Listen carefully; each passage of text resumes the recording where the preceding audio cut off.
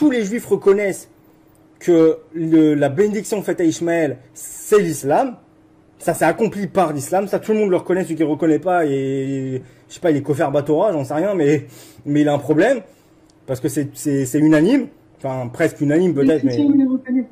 Et voilà. Par contre, pour Muhammad, la question c'est est-ce que par rapport au prophète? Alors là, voilà. Moi, je vais analyser que du coup, comme ça, faut savoir que dans la bénédiction de faite à Ishmaël, quand on dit que sur sa bénédiction, on dit qu'il deviendra donc nombreux, etc.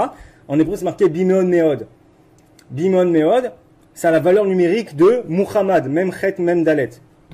Ça a la valeur numérique de Muhammad. Alors, faut savoir que on peut pas tout prouver avec les valeurs numériques. Ça, c'est un fait aussi. Mais que c'est pas là pour rien non plus. C'est trop. On peut pas nous dire non plus. Faut arrêter de se foutre de la tête de tout le monde, quoi. Enfin, à un moment, quand on parle comme par hasard, on parle de la bénédiction d'Ishmaël. Comme par hasard, il y a Muhammad en allusion numérique dans sa bénédiction. C'est pas pour rien. La Torah, elle fait pas les choses pour rien. S'il y a ça, c'est qu'il y a un lien, il y a quelque chose. Donc, alors maintenant, ça veut pas forcément dire maintenant, ok, c'est-à-dire que qu'est-ce qu'on peut comprendre? Que la Torah déjà, elle est magnifique, elle est vraiment vraie, et c'est vraiment le livre de Dieu, parce que ça voudrait dire que déjà à l'époque où ça a été écrit la Torah, eh ben la façon, chaque lettre qui a été mise en Torah était bien précise, au point même que la Torah avait prévu, dans la Torah, on pouvait comprendre en allusion que la promesse faite à Ishmaël, elle s'accomplirait par Muhammad.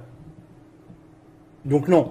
La Torah, elle est parfaite. Pour moi, bien sûr, je parle en tant que juif. La Torah, elle est parfaite. Et c'est pas pour rien que Dieu, quand il parle de la promesse faite à Ishmaël, comme par hasard, Dieu a choisi qu'il y ait dans une allusion numérique à la promesse faite à Ishmaël et à Muhammad. Parce que la vérité est, comme Dieu l'a bien prévu au moment où il a fait descendre la Torah, au moment où il y avait la Torah, que l'accomplissement de la promesse faite à Ishmaël se réaliserait par l'islam, mais par Muhammad plus précisément. Et moi, je trouve que c'est même une erreur des Juifs de vouloir effacer ça, ce lien avec Muhammad et la promesse à Ishmaël, de vouloir effacer ça et dire c'est faux, c'est faux. Je trouve que c'est une erreur. Pourquoi? Parce que certes, on pourrait dire oui, mais non, parce que à cause de ça, il y a des Juifs qui sont convertis à l'islam. Ok, c'est vrai. C'est pour ça que Maïmonide, le Rambam, Zatzal s'est opposé à ça et a sorti un argument presque bidon, mais qui marche pour les Juifs. Parce que son intérêt, il s'en fout des musulmans. Son intérêt, c'est que les Juifs se convertissent pas à l'islam. Donc il voulait vite essayer de détruire ce lien qu'il y a avec l'islam, et voilà, pour essayer d'éviter qu'il y ait des conversions. Je peux comprendre. Mais maintenant, faut avoir aussi, maintenant, on sait que voilà, on est juif, ceux qui sont juifs, religieux, et qui n'ont pas de risque de tomber de se convertir vers l'islam, il faut pas leur cacher la vérité à un moment, faut leur dire la vérité. C'est parce que, en vrai, vous leur cachez ça, c'est cacher, en fait, la véracité de la Torah. Parce que tout ce que ça prouve, en fait, que Muhammad soit en allusion numérique dans la promesse faite à Ishmaël, ça prouve juste que la Torah est vraie. Ça prouve juste que la Torah avait prédit quelque chose de bien avant, donc que la Torah est vraie, que c'est vraiment un livre de Dieu. N'est-ce pas pour eux un signe que les savants des enfants d'Israël le sachent?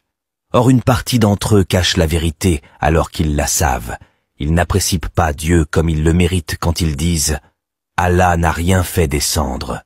Dis, qui a fait descendre le livre, la Torah, que Moïse a apporté comme lumière et guide pour les gens. Vous le mettez en feuillet pour en montrer une partie, tout en cachant beaucoup.